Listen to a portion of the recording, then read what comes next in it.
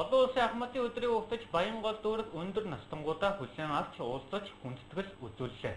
Нийтдээ 3000 гаруй өндөр настанд хүндэтгэл үзүүлсэн байна.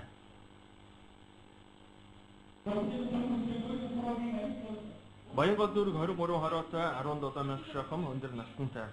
Олон улсын Ахмадын баярын өдрөөс өртөж хороо бүртгэх дүүргийн иргэдийн төлөөлөгчид очин ахмадуудаа баярлуулж байна.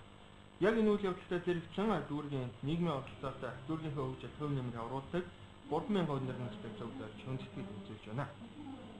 Өнөөдөр 3000 ахмадыг үзүүлж авч байгаа маа. Ер нь бол яг ахмад насны нийгмийн хамгаалалтын чиглэлээр олон ажлыг санаачилж хийжүүлээд ажиллаж байгаа. Тэгээ энэ хүрээндээ бас өнгөрсөн хугацаанд ахмадуудын чиглэлээр хийсэн ажлаа танилцуулах, мөн ахмадуудад бас хөгжлийн шагнал медалийг гадуулах, мөн тодорхой хэмжээний бас Улаанбаатар чуулгатай хамтраад урлагийн арга хэмжээг бас төлөвлөсөн байгаа.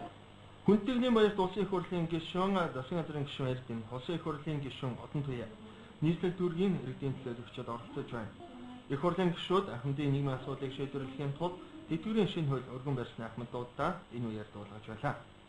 Тэтгэврийн шинжилгээг нэгэн явцтай хийх, тэтгэврийн тухайн ахмадад очиж байгаа тэтгэвэр маань тухайн ахмадын амжиргаарыг наачах хэрэгцээ бүрэн хангах хэмжээний тэтгэврийг олох нөхцөлийг бүрдүүлэх нь бол нэгдүгээр ахмадуудын амьдралын чанарыг сайжруулах гол ажлын нэг. За хоёрдугаар тэгвэл өнөөдөр ахмадууд руу чиглэсэн олон хуулийн өөрчлөлтүүдийг хийхэд төлөвлөж байгаа.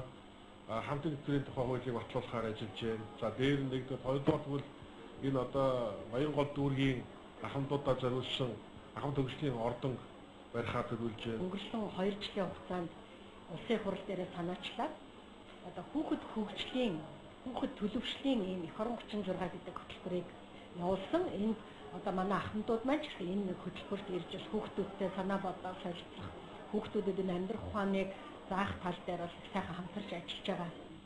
Дүүргийн дөрвөн бүс тувааж ахмадын хөгжлийн ордонг барихаар төлөвлөжээ.